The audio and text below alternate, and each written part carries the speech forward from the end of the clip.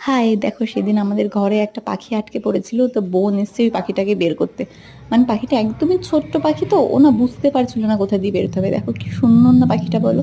ও অনেকক্ষণ চেষ্টা করলো, তাও ও কিছুতেই বেরোতে পারছে না, ও জানলা দিয়েই বেরোবে।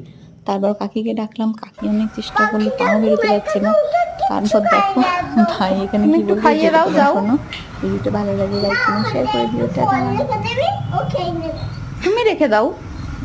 হ্যাঁ, একটু কেটে দেবে, সবাই সবাই খেয়ে নেবে। আমার কাছে তো ফল নেই। কেন? আমার কাছে মিষ্টি আছে, দিবি? তাহলে যাও মিষ্টি নিয়ে আসো। ও খেয়ে নেবে। নিয়ে আসো। একটা একটা দানাতে দিতে হবে, দানাতে দিয়ে তারপর খেতে হবে। ও খাবে জিজ্ঞেস কর। খাবে নাকি পাখি ভাই?